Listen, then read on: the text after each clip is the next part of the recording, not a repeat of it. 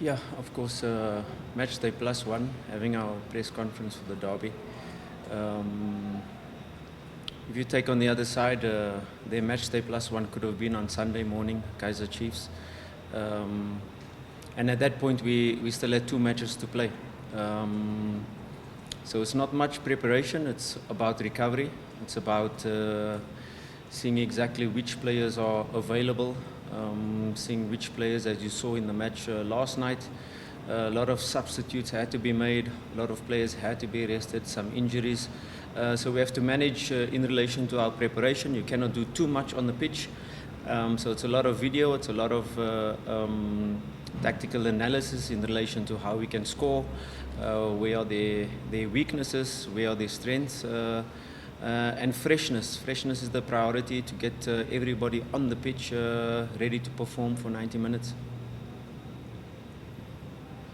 I think the mood, I think the event itself sets the mood.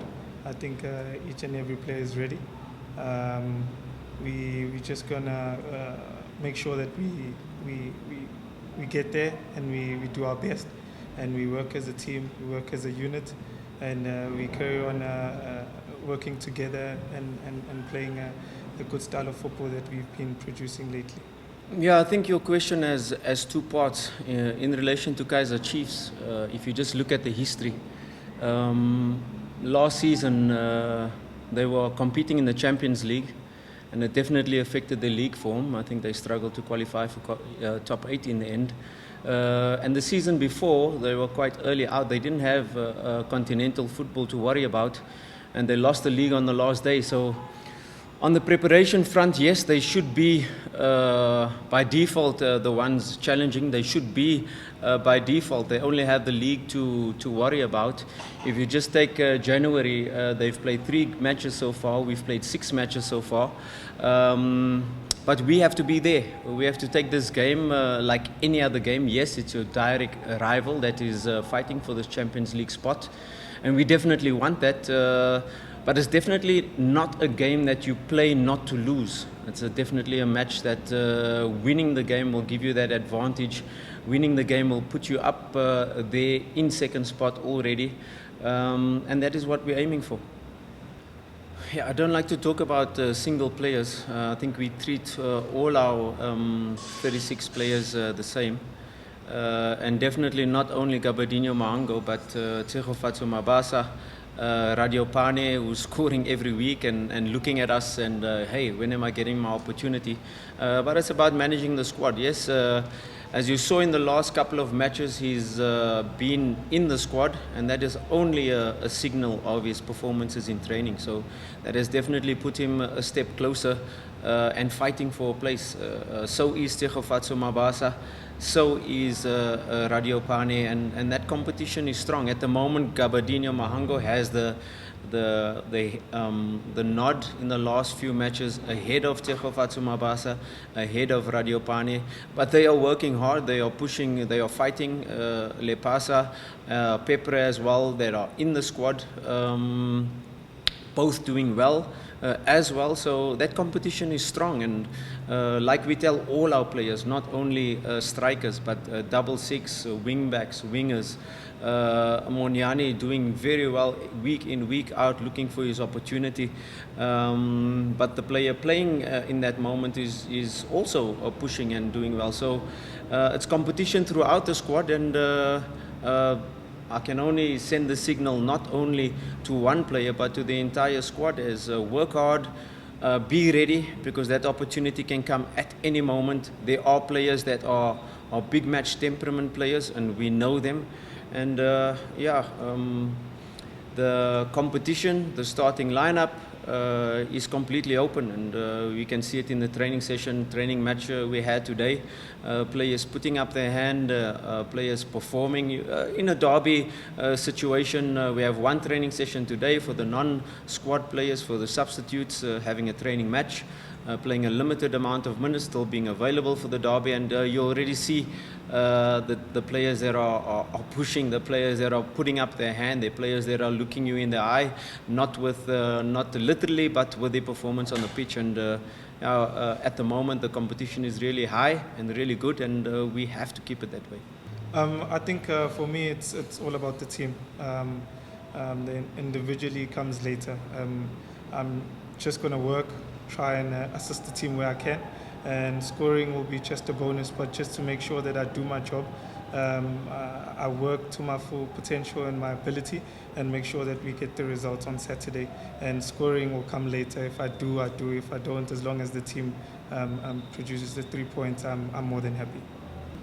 The fans, the supporters make the Soweto derby, and having a full stadium, I've experienced before since I'm here, and now experience the last couple of derbies with no atmosphere.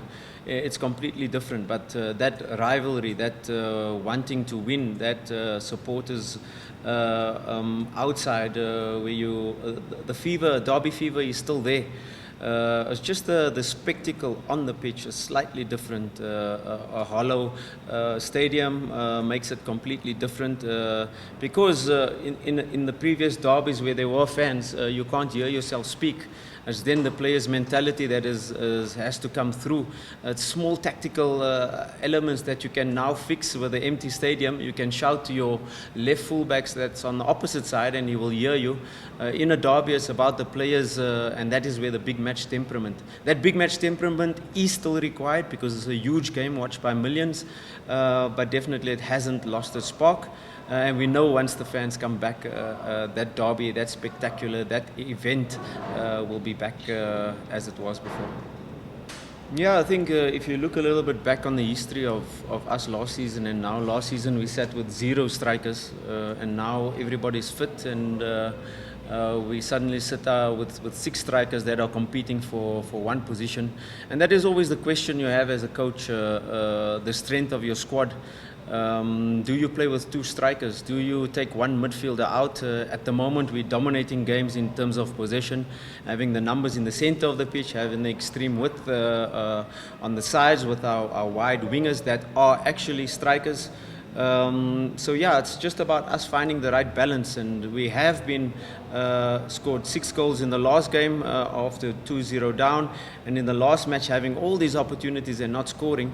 So yes, you can blame it on the strikers, but I think we have to take the responsibility in relation to finding the right balance. And you want your strikers to score, yes, that's their primary job, but of course you need your 3 players behind your strikers. You need your wide strikers playing left side, right side to also contribute to goals, and that Hotto, Shandu on the other side have been contributing on that front. So it's just about us finding the right balance, what is right for the team, and that questions are constantly going through our mind as technicians, myself and Coach Mandla. Is it the moment to play with 2 strikers? Is it the right game? Is it how we're evolving as a team?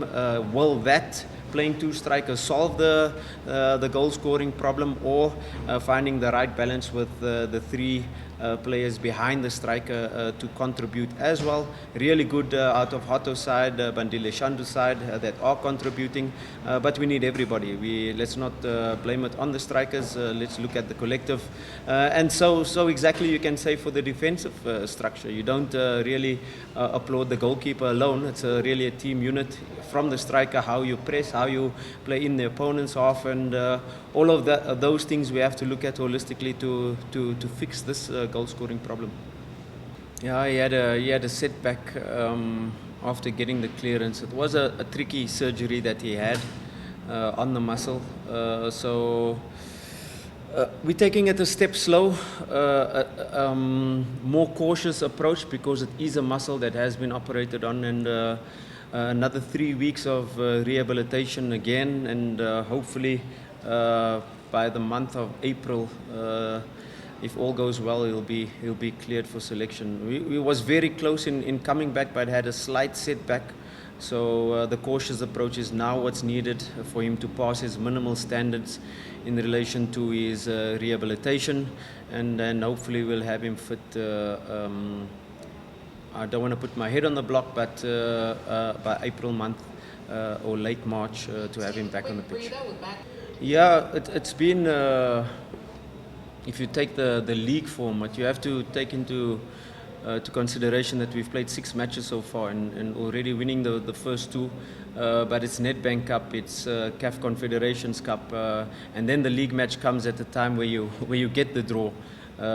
Those are momentum, and that's really a situation where we won 4 in a row. If you take the last 2 in December, the first 2 in January, but you have to win 5 in a row, which is the league game. You have to win 6 in a row, 7 in a row. And that consistency and juggling of competitions and still having the same mindset is really what we're trying to build in the squad. Not you travel back from Libya, you come into a situation where you don't have much time to prepare, but still have the right mentality to be able to perform at the right level, still have the mindset to be able to score goals and finish teams off earlier in matches. Because with the fatigue catching in the second half, like we saw last night, you're not able to play at that same intensity. But that is the mindset what we have to build, and not taking matches for granted, having the right mindset for 90 minutes, whether you had 2 days to prepare, whether you had 3 days to prepare, whether you had 7 days to prepare. And that is what we're trying to build in the players. Control their thinking, don't think fatigue, think next action, and then we're able to perform at a consistent level to win 6, 7, 8, 9, 10 matches in a row. And that is what we have to build, whether it's league, whether it's Nedbank, whether it's CAF Confederations Cup. That is what we're trying to build within the players, to be able to approach each match as a cup final, to get the 3 points, whether it's league, whether it's CAF Confederations Cup, whether it's Nedbank Cup. No, with your first question, it's we can't use that as an excuse. You can't say that Cape Town City came last night to Orlando Stadium and played for the point. It's our job to be able to unlock, whether it's a deep block, whether it's a high press, whether it's a medium block, with the defensive structure, knowing our strengths. We should be able to, and as Orlando Pirates, we're a big team, we should be able to find solutions in relation to whatever the opposition may present to us defensively. Low block, medium block, 6 defense line, 5 defense line, flood the midfield, high press.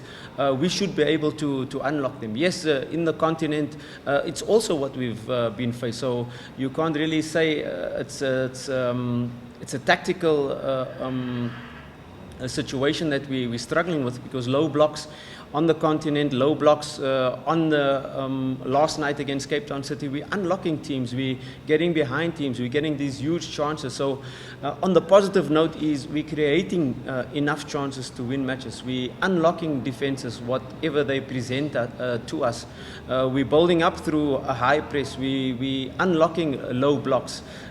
It's about finding the killer instinct in that final third, in that penalty area, in the box, what has to be executed in the right moment. And then it relates to your question, the goal scoring form. Is it just a copy and paste? Is it just a moment that you put these 2 in and suddenly your goal scoring issues are going to be solved? I think it's a bit more intricate than that. It's about finding the right moment. An example for Radio Pani, he has played matches before and he's done well, but it's about finding the right moment for a youngster, 18-year-old. Is it the right moment to throw him in a derby to start against Chiefs? Maybe. Some players can handle it, but it's about us finding the right moment for the team, for Gabadinho Mahango, for Tsegofatso Mabasa. This is a moment, and when that opportunity comes, I beg the media in relation to Tsegofatso Mabasa, Radio Pane, Gabadinho Mahango, other players playing in different positions. Let's not slaughter them where they have their opportunity and it's not working. We like to build the players up and then kill them on the first moment it doesn't work. We have to find the right moment, and when their opportunity comes, we hope they can be that solution. And the striker is that has that special instinct in relation to one goal, opens it up. You're on a momentum, you're scoring then regularly each match. You don't know how you score, with your knee, with your head, with your chest, and that is what we're trying to find in the moment. Pepra has scored his last match in the CAF Confed. Last night created a lot of opportunities, not really in the near post, one huge opportunity to score, and it's about us finding that moment. And in relation to your question, yes, we're finding the moment, we're waiting for it. let's hope when that opportunity comes, these players can come and dislodge the players actually playing at the moment. I think it goes back to it just proves how the coaches, the great coaches that we have, the great players that are around me to help me. It just proves how one can take a step forward and really produce to a result where I am. And I thank the coaches. I thank my teammates for helping me to adjust quickly and actually perform at a high level and help the team where I can. So yeah, I take a huge thanks to them for helping me, my teammates, and the coaches as well. Yes, he's been training full training after his injury, so he is back in full training, competing for a place. Yeah, he's had the scan. We're waiting for the doctor to send his report to our medical team and then to make an assessment. At the moment, it does not look good.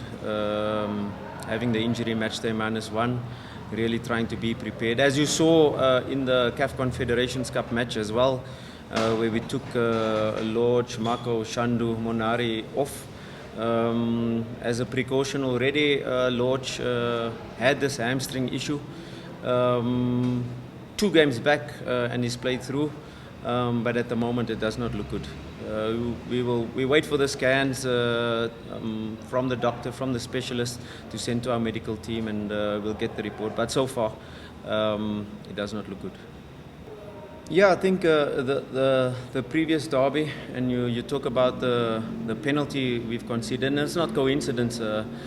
You can go back to how many penalties Kaizer Chiefs have had in this derby. I hope we can really be clear in relation to penalty decisions tomorrow. Clear, structured decisions, neutral on both sides. Yes, you talk about the Billiat incident, but we know Billiat, a player, if you touch him, a small touch or any contact in the box, and already he's diving in the Olympic pool on both fronts. So I hope our referees are clear and know these things, knowing that any contact in and around the box, and Orlando Pirates concede another penalty, that we can be clear and know what is coming in relation to especially Kaizer Chiefs front 3 and especially Billiat. But yeah, we take the positives out of the last derby. Conceding in the last minute, coming back the way we did, dominating the way we did.